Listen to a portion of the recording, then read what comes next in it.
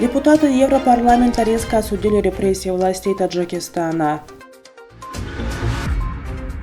С 12 июля начнутся пресс-конференции министерств, ведомств и госучреждений Таджикистана. Казахстан сильно ограничил экспорт пшеницы, муки и семян подсолнуха.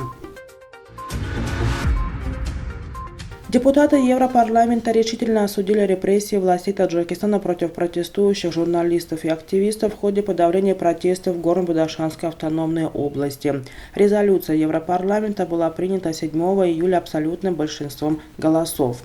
В резолюции Европарламента выражается серьезная озабоченность по поводу ухудшения положения в области прав человека в ГБАО. Депутаты призвали правительство Таджикистана гарантировать основные свободы всех граждан Таджикистана и верховенство закона.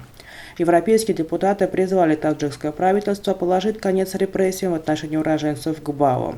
Мы призываем правительство Таджикистана прекратить преследование протестующих, независимых журналистов, правозащитников, юристов и активистов гражданского общества, чтобы они беспрепятственно и без страха за свою жизнь выполняли свою работу, отмечается в документе.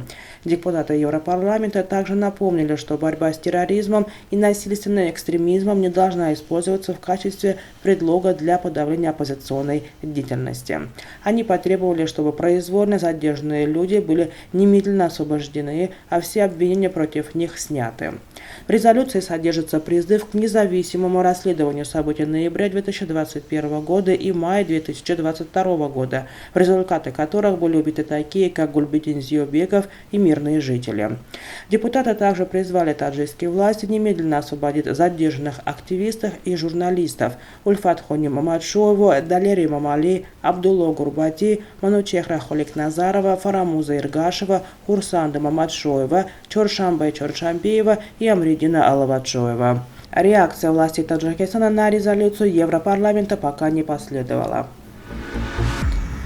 С 12 июля Министерство, ведомств, организаций, учреждений, исполнительные органы государственной власти ГБАО, Сагдийских, Атлонских областей, города Душанбе, городов и районов республики начнут проводить пресс-конференцию по итогам деятельности за первые 6 месяцев этого года. План организации проведения пресс-конференции утвержден руководителем исполнительного аппарата президента Республики Таджикистан. В ходе пресс-конференции, которая каждый рабочий день будет проводить несколько министерств и ведомств. Согласно утвержденному графику, пресс-конференции начнутся 12 июля и завершатся 5 августа. Полугодовые пресс-конференции являются практически единственной возможностью журналистов, особенно представляющих независимые СМИ, встретиться с первыми лицами министерств и ведомств и задать им интересующие вопросы. Однако обычно чиновники всячески пытаются уйти от ответов на вопросы независимых СМИ, и для этого, в частности, сильно ограничивают время пресс-конференции или нескольких ведомств проводят пресс-конференцию одновременно. В Казахстане с 8 июля вводятся ограничения на экспорт пшеницы, муки и семян подсолнуха. Соответствующий приказ подписал министр сельского хозяйства Ербол Карашукеев. Квоты вводятся для обеспечения продовольственной безопасности страны и будут действовать до 30 сентября. Из страны запрещено вывозить больше 550 тысяч тонн пшеницы или меслина, больше 370 тысяч тонн пшеничной или пшенично-ржаной муки и более 15 тысяч тонн семян.